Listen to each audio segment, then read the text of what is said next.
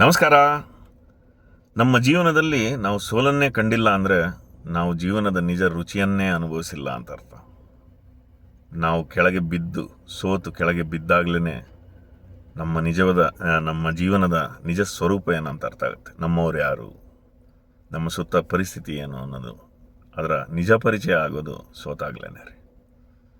ಅಕಸ್ಮಾತ್ ನೀವು ಸೋತಿದ್ರೆ ಯಾವುದೇ ರೀತಿಯ ಸೋಲಾಗಿರಲಿ, ಈ ಒಂದು ಸಂಚಿಕೆ ಹಾಗೂ ಮುಂದೆ ಬರುವ ಇನ್ನೊಂದು ಸಂಚಿಕೆ ನಿಮಗಾಗಿ. ಸೋಲಿನಲ್ಲಿ ಬೇಕಾದಷ್ಟು ಥರ ಇರುತ್ತೆ ರೀ. ನಾವು ಮನುಷ್ಯರು ಬೇಕಾದಷ್ಟು ರೀತಿ ಸೋಲ್ಬೋದು, ಸೋತ್ಬಿಟ್ಟು ಬೇಜಾರಾಗ್ಬೋದು. ಮೊದಲನೇದಂದರೆ ಆರೋಗ್ಯದ ಸೋಲು. ಭಾಳಷ್ಟು ಜನಕ್ಕೆ ಪಾಪ ಆರೋಗ್ಯದಿಂದ ಸೋತೋಗಿರ್ತಾರೆ. ಆರೋಗ್ಯ ಕೈ ಬಿಟ್ಬಿಟ್ಟಿರುತ್ತೆ ಅಥವಾ ದೈವದತ್ತವಾಗಿ ಬಂದಿರುತ್ತೆ. ಕೆಲವರಿಗೆ ಪಾಪ ಈಗಿನ ಕಾಲದಲ್ಲೆಲ್ಲ ಚಿಕ್ಕವರಿಗೇನೇ ಟೈಪ್ 1 ಡಯಾಬಿಟೀಸ್ ಈ ಥರದ್ದು ಬಂದಿರುತ್ತೆ. ಅಕಸ್ಮಾತ್ ನಮಗೆ ಆ ಥರ ಆರೋಗ್ಯವಾಗಿ ಅಥವಾ ಕೆಲವರು ಅವ್ರ ಕೈಯಾರ ಆರೋಗ್ಯನ ಹಾಳು ಮಾಡ್ಕೊಂಡಿರ್ತಾರೆ, ನಿರ್ಲಕ್ಷಿಸಿ ಹಾಳು ಮಾಡ್ಕೊಂಡಿರ್ತಾರೆ. ಈ ಥರ ನೀವು ಆರೋಗ್ಯದಿಂದ ಸೋತಿರ್ಬೋದು. ಅಥವಾ ಆರ್ಥಿಕ ಸೋಲು ಸರ್ವೇ ಸಾಮಾನ್ಯ. ಮನುಷ್ಯ ಜನ್ಮಕ್ಕೆ ಈಗಿನ ಕಾಲದಲ್ಲಿ ಬಹಳ ಮುಖ್ಯ ಆರ್ಥಿಕ ಸದೃಢತೆ. ಆರ್ಥಿಕ ಸೋಲಿರ್ಬೋದು. ಅಯ್ಯೋ ನನ್ನ ಹತ್ರ ದುಡ್ಡಿಲ್ಲ, ಅಥವಾ ದುಡ್ಡೆಲ್ಲ ಕಳ್ಕೊಂಬಿಟ್ಟಿರ್ತಾರೆ, ಅಥವಾ ದುಡ್ಡೆಲ್ಲ ಹೋಗಿ ಒಂದು ಊಟಕ್ಕೂ ಯೋಚನೆ ಮಾಡೋ ಪರಿಸ್ಥಿತಿ ಬಂದಿರ್ಬೋದು. ಮನೆ ನಡೆಸೋದೇ ಕಷ್ಟ ಆಗಿರ್ಬೋದು. ಈ ಥರ ಆರ್ಥಿಕ ಸೋಲುಗಳಿರ್ಬೋದು. ಅಥವಾ ಗುರಿಗಳ ಸೋಲು. ನಾವು ಜೀವನದಲ್ಲಿ ಏನೇನೋ ಗುರಿಗಳು ಇಟ್ಕೊಂಡಿರ್ತೀವಿ. ಸಾಮಾನ್ಯವಾದದ್ದು ಚಿಕ್ಕವರಿಗೆ ಅಥವಾ ಓದುವ ಕಾಲದಲ್ಲಿ ವಿದ್ಯಾಭ್ಯಾಸದ ಗುರಿ ಇರ್ಬೋದು, ಅಥವಾ ಬೆಳೆದ ಮೇಲೆ ಕೆಲಸ ಮಾಡೋದು ಅಥವಾ ವ್ಯಾಪಾರದ ಗುರಿಗಳಿರುತ್ತೆ, ಕೆಲಸನೇ ಕಳ್ಕೊಂಡಿರ್ಬೋದು. ಈ ಥರ ಈ ಗುರಿಗಳಲ್ಲಿ ಸೋತು ಜೀವನದಲ್ಲಿ ಸೋಲು ಅನುಭವಿಸ್ತಾ ಇರ್ಬೋದು. ಅಥವಾ ಇನ್ನೊಂದು ಮನೋಭಾವದ ಸೋಲು. ಎಷ್ಟೋ ಸಲ ಸಂಬಂಧಗಳನ್ನು ಕಳ್ಕೊಂಡ್ಬಿಟ್ಟಿರ್ತಾರೆ. ಎಷ್ಟೋ ಸಂಬಂಧಗಳು ಕೊನೆಗೊಂಡ್ಬಿಟ್ಟಿರುತ್ತೆ. ಆ ಸಂಬಂಧಗಳು ಕೊನೆಗೊಂಡು ಮಾನಸಿಕ ಸಮತೋಲನ ಕಳ್ಕೊಂಡ್ಬಿಟ್ಟಿರ್ತಾರೆ, ತುಂಬ ಕುಗ್ಗೋಗ್ಬಿಟ್ಟಿರ್ತಾರೆ. ಈ ಥರ ಸೋಲುಗಳು ಇರ್ಬೋದು, ಮಾನಸಿಕವಾದ ಸೋಲುಗಳು. ಅದಾದಮೇಲೆ ಸಾಮಾಜಿಕ ಸೋಲು. ಅಂದರೆ ಸಮಾಜದ ಕೆಲವು ಕಟ್ಟುಪಾಡುಗಳಿರುತ್ತೆ, ಕೆಲವು ಕಾನೂನುಗಳಿರುತ್ತೆ. ನಾವು ಹೀಗೆ ಏನೋ ಮಾಡೋಕ್ಕೆ ಹೋಗಿ ಏನೋ ಚಟಗಳಿರ್ಬೋದು, ಅಥವಾ ಏನೋ ಅವ್ಯವಹಾರ ಇರ್ಬೋದು, ಅಥವಾ ಏನೋ ಒಂದು ಮಾಡೋಕ್ಕೆ ಹೋಗಿ ತಗಲಾಕೊಂಡ್ಬಿಟ್ಟಿರ್ತಾರೆ. ಆ ಕ್ಷಣದಲ್ಲಿ ಆ ತಪ್ಪುಗಳು ಆಗೋಗ್ಬಿಟ್ಟಿರುತ್ತೆ. ಹಾಗಾಗಿ ಸೋತುಬಿಟ್ಟಿರ್ತಾರೆ ಜೀವನದಲ್ಲಿ. ಈ ಥರದ ಯಾವುದೇ ಸೋಲುಗಳು ಇದ್ದಾಗಲೂ ಮನುಷ್ಯ ಬಹಳ ಸಹಜವಾಗಿ ಅಂದ್ಕೊಳ್ಳೋದು ಏನಂದರೆ ಎಲ್ಲ ಮುಗಿದೋಯ್ತು, ನನಗೆ ಯಾರೂ ಇಲ್ಲ, ನಾಳೆ ಬೆಳಕರಿದ್ರೆ ನನ್ನ ಜೀವನ ಮುಗೀತು, ಅಥವಾ ನನ್ನ ಬದುಕಿಗೆ ಅರ್ಥನೇ ಇಲ್ಲ, ನನ್ನವ್ರು ಯಾರಿಲ್ಲ, ನನ್ನನ್ನು ಕೇಳೋರು ಸಹಿತ ಯಾರು ಗತಿ ಇಲ್ಲ. ಈ ರೀತಿ ಬಹಳಷ್ಟು ಭಾವನೆಗಳು ಬರೋದು ಸರ್ವೇ ಸಾಮಾನ್ಯ. ಸೋತಾಗ ಸುತ್ತಮುತ್ತ ತಿರುಗಿ ನೋಡಿದರೆ ಬಹಳ ಕಮ್ಮಿ ಜನ ಇರ್ತಾರೆ ರೀ. ನೀವೊಬ್ಬರೇ ಉಳಿದಿರ್ತೀರ ಬಹಳಷ್ಟು ಸಲ. ಯಾರು ಕೇಳೋರೇ ಗತಿ ಇಲ್ವಲ್ಲಪ್ಪ ನನಗೊಬ್ಬ ಮನುಷ್ಯನಾಗಿ ಅನ್ನುವಂಥ ಒಂದು ಭಾವನೆ ಬಂದ್ಬಿಡುತ್ತೆ. ಆ ಸಮಯದಲ್ಲಿ ಇದನ್ನೆಲ್ಲ ಒಂದು ಸಾರಾಂಶ ಹೇಳಬೇಕಂದ್ರೆ 3 ವಸ್ತುಗಳು ಹಾಳಾಗಿರುತ್ತೆ ರೀ. ಭಾಳ ಮುಖ್ಯವಾದದ್ದು ಒಂದು ನಿಮ್ಮ ಸಾಮಾಜಿಕ ಜೀವನ. ಅಂದರೆ ದಿನನಿತ್ಯ ನಿಮ್ಗೆ ಹೋಗುಗಳು ಬೇಕಾಗಿರೋದು. ಮನೆಯ ವಾತಾವರಣ ಹಾಳಾಗಿರುತ್ತೆ ಮೊದಲಿಗೆ, ಅಥವಾ ಸಮಾಜದ ವಾತಾವರಣ, ನಿಮ್ಮ ಕೆಲಸದ ವಾತಾವರಣ ಹಾಳಾಗಿರ್ಬೋದು, ಅಥವಾ ನಿಮ್ಮ ಒಟ್ಟಾರೆ ಸಾಮಾಜಿಕ ಬದುಕು ಅನ್ನೋದೇನಿರುತ್ತೆ ಡಮಾರಾಗ್ಬಿಟ್ಟಿರುತ್ತೆ. ಎರಡನೇದು ಮೂಲಭೂತ ಸೌಕರ್ಯಗಳು. ಎಷ್ಟೋ ಸಲ ಮನೆಯಲ್ಲಿ ಅಪ್ಪ ಅಮ್ಮನೇ ಉಗಿದು ಉಪ್ಪಿನಕಾಯಿ ಹಾಕಿ ಮನೆಯಿಂದ ಆಚೆಗೆ ಹಾಕ್ಬಿಟ್ಟಿರ್ತಾರೆ.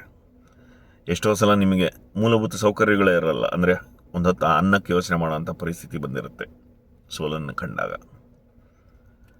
ಉಳಿಯೋಕ್ಕೆ ಜಾಗ ಇರಲ್ಲ, ಮಲಗೋಕ್ಕೆ ಒಂದು ನೆಲೆ ಇಲ್ಲ, ಇನ್ನೂ ಶುಭ್ರವಾಗಿರೋದಕ್ಕೆ ಸ್ನಾನ ಅವೆಲ್ಲ ಬಿಡಿ, ಒಂದು ಮೂಲಭೂತ ಬದುಕತೀನಿ ಬಿಟ್ರಪ್ಪ ಒಂದು ಮೂಲೆಯಲ್ಲಿ ಅಂದ್ರೂ ಜಾಗ ಇಲ್ದಲೇ ಇರೋವಂಥ ಎಷ್ಟೋ ಪರಿಸ್ಥಿತಿಗಳು ಬಂದ್ಬಿಟ್ಟಿರುತ್ತೆ ಪಾಪ ಸೋತಾಗ. ಮೂರನೇದು ಎಲ್ಲದಕ್ಕಿಂತ ಮುಖ್ಯ ಸೋತೋಗಿರೋದು ನಮ್ಮ ಮನಸ್ಸು ಸೋತ್ಬಿಟ್ಟಿರುತ್ತೆ. ಆ ಸಮಯದಲ್ಲಿ ಸೋತೋಗ್ಬಿಟ್ಟಿರ್ತೀವಿ, ಸುಸ್ತಾಗ್ಬಿಟ್ಟು ಸಾಕಪ್ಪ ನಾನು ಏನೇನೋ ಮಾಡಿದೆ ಜೀವನದಲ್ಲಿ, ಏನೇನೋ ಮಾಡ್ಬೇಕು ಅಂದ್ಕೊಂಡು ಹೋದೆ, ಏನೋ ನಡೀತಾ ಇತ್ತು ಜೀವನದಲ್ಲಿ, ಆದರೆ ಎಲ್ಲಾಗಿ ಈ ಪರಿಸ್ಥಿತಿ ಬಂದ್ಬಿಡ್ತಲ್ಲ ಅಂತ ಹೇಳ್ಬಿಟ್ಟು ಮನಸ್ಸಿನಲ್ಲಿ ಸಂಪೂರ್ಣ ಮನಸ್ಸು ಸೋತೋಗ್ಬಿಟ್ಟಿರುತ್ತೆ ರೀ. ಈ ಥರ ಒಂದು ಸೋಲನ್ನು ಅನುಭವಿಸಿ ಒದ್ದಾಡ್ತಾ ಇರಬೇಕಾದ್ರೆ ನಾವು ಮೊದಲು ಏನು ಮಾಡಬೇಕು? ಎಲ್ಲಕ್ಕಿಂತ ಮುಖ್ಯ, ಸೋತಾಗ ಜನಗಳು ಎಲ್ಲರೂ ಒಂದೇ ಥರ ಇರಲ್ಲ, ಒಬ್ಬೊಬ್ಬರು ಒಂದೊಂದು ರೀತಿ ವರ್ತಿಸ್ತಾರೆ. ಬಹಳಷ್ಟು ಜನ ಏನೋ ತಮ್ಮ ತಾಳ್ಮೆಯನ್ನು ಕಳ್ಕೊಂಬಿಟ್ಟು ಎಗರಾಡೋದು ಜಾಸ್ತಿ. ಏನಾದರೂ ಒಂದು ಬಹಳ ದೊಡ್ಡ ಸೋಲು ಜೀವನದಲ್ಲಿ ಬಂತು ಅಂತಂದರೆ ಬಹಳ ವಿಪರೀತವಾಗಿ ಅದಕ್ಕೆ ವರ್ತಿಸ್ತಾರೆ.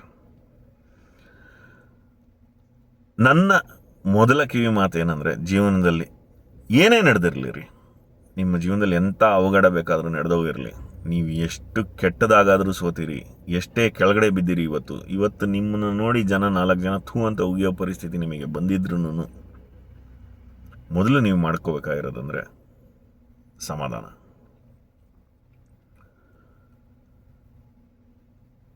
ಆಗಿದೆ ಅನ್ನೋದನ್ನು ಮೊದಲು ನಾವು ಒಪ್ಕೊಳ್ಳೋದು ಕಲ್ತ್ಕೋಬೇಕ್ರಿ. ಏನು ಬೇಕಾರಾಗಿರಲಿ, ನೀವು ಎಲ್ಲೋ ಫೇಲ್ ಆಗಿರ್ಬೋದು, ಏನೋ ಕಳ್ಕೊಂಡಿರ್ಬೋದು, ತಪ್ಪು ಮಾಡಿರ್ಬೋದು, ಅಥವಾ ಏನೋ ನಡೆದೋಗಿದೆ, ಸಂಬಂಧಗಳು ಒಡೆದೋಗಿರ್ಬೋದು, ಒಂಟಿ ಆಗೋಗಿರ್ಬೋದು, ಜೀವನನೇ ದಿಕ್ಕೇ ತೋರ್ತಿಲ್ಲ, ಇವತ್ತು ಒಂದೊತ್ತು ಕೂಳಿಗೆ ಗತಿ ಇಲ್ಲ ಅನ್ನೋ ಪರಿಸ್ಥಿತಿ ಬಂದಿರ್ಬೋದು. ತಾಳ್ಮೆ ಕಳ್ಕೊಬೇಡಿ. ಮೊಟ್ಟ ಮೊದಲು ಮಾಡಬೇಕಾಗಿರೋದು ಅಂದರೆ ಸಮಾಧಾನ ಮಾಡ್ಕೊಳ್ಳಿ. ತುಂಬ ಕಷ್ಟ, ನಂಗೆ ಅರ್ಥ ಆಗುತ್ತೆ, ಎಷ್ಟೋ ಜನಕ್ಕೆ ಆಗದೇ ಇಲ್ಲ. ಜೀವನನೇ ಮುಗಿತು ಅಂದಮೇಲೆ ಇನ್ನೆಲ್ಲಿಯ ಸಮಾಧಾನ? ಈ ಜೀವನಕ್ಕೆ ಏನು ಅರ್ಥ ಅಂತ ಅನಿಸಿದ ಮೇಲೆ ಇನ್ನೆಲ್ಲಿಯ ಸಮಾಧಾನ ಅಂತೀರಾ? ಒಂದು ಅರ್ಥ ಮಾಡ್ಕೋಬೇಕು ನಾವು, ಆ ಕ್ಷಣದಲ್ಲಿ ಎಗರಾಡಿ ಇನ್ನೊಂದೇನೋ ದುರಂತ ಮಾಡ್ಕೊಳ್ಳೋದ್ರ ಬದಲು ಮೊದಲು ಸಮಾಧಾನವಾಗಿ ಕೂತು, ಹೌದು ಈ ಘಟನೆ ನಡೆದೋಗಿದೆ ಅಥವಾ ಈ ಪರಿಸ್ಥಿತಿ ಬಂದಾಗಿದೆ, ಇದು ನನ್ನಿಂದನೇ ಬಂದಿರೋದು, ನಾನು ಬೇರೆ ಥರ ಇರ್ಬೋದಿತ್ತು, ಅಥವಾ ಎಲ್ಲಿಂದನೇ ಬಂದಿದ್ರು, ದೈವದತ್ವ ಕೊಟ್ಟಿದ್ರು, ಅಥವಾ ಯಾವುದೋ ಒಂದು ಅಪಘಾತ ನಡೆದೋಗಿದ್ರು, ಹೌದು ಬಂದಾಗಿದೆ, ಇದು ನನ್ನ ಕರ್ಮಫಲ, ನನಗೆ ಬಂದಿರೋದು, ನನಗೆ ಬರಬೇಕು ಅಂತ ನಾನು ಹಣೆನಲ್ಲಿ ಬರೆದಿತ್ತಪ್ಪ, ಬಂದ್ಬಿಟ್ಟಿದೆ ಅಂತ ಮೊದಲು ಒಪ್ಕೊಂಡ್ಬಿಡ್ಬೇಕು ನಾವು. ಅದನ್ನು ಜೀವನದಲ್ಲಿ ನಾವು ಯಾವಾಗ ಅದನ್ನು ಸ್ವೀಕರಿಸ್ತೀವಲ್ಲ, ಆಯಿತು ನನ್ನ ಭಾಗ್ಯಕ್ಕಿದ್ದು ನನಗೆ ಬಂದಾಗಿದೆ ಅಂತ ಒಪ್ಕೊಂಡಾಗ ನಿಮ್ಮ ಮನಸ್ಸಲ್ಲಿ ಒಂದು ಸಮಾಧಾನ ಸೃಷ್ಟಿಯಾಗುತ್ತೆ.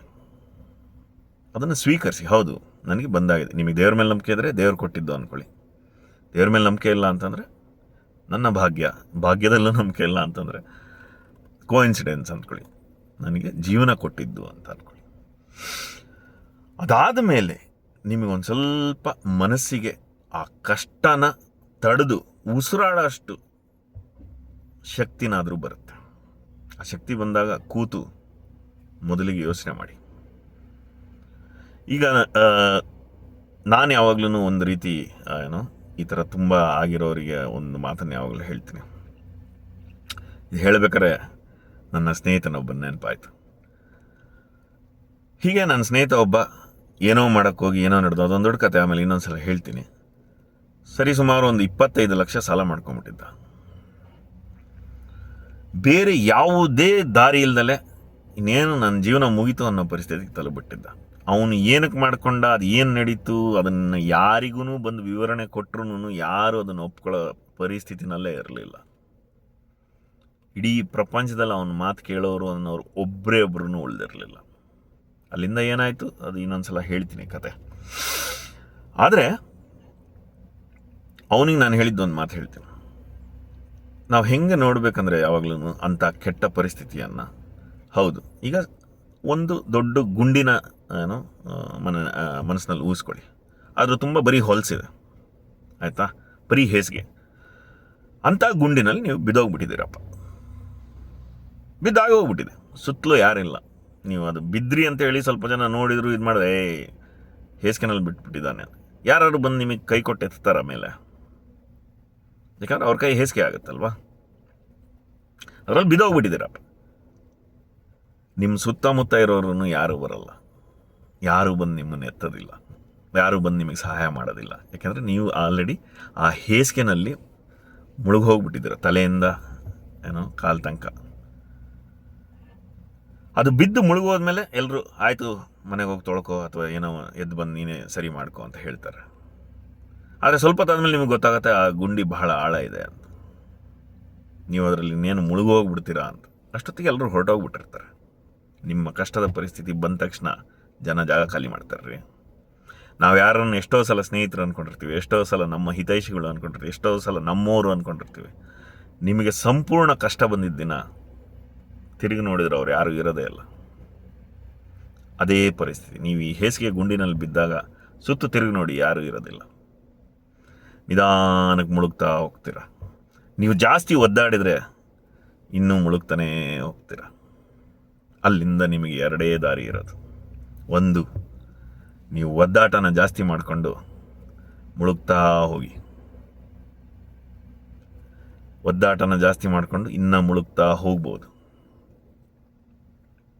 ಅಥವಾ ಆಯಿತು, ನಾನು ಹೇಸಿಗೆ ಗುಂಡಿನಲ್ಲಿ ಬಿದ್ದಾಗಿದೆ, ತಲೆ ತನಕ ಹೇಸಿಗೆ ಬಂದಾಯಿತು, ಇನ್ನು ನಾನು ಇಲ್ಲಿಂದ ಮೇಲೆ ಹೇಳ್ತೀನಿ ಅನ್ನೋ ಮನಸ್ಸಿನ ಮೊದಲು ನಿರ್ಧಾರ ಮಾಡಬೇಕು.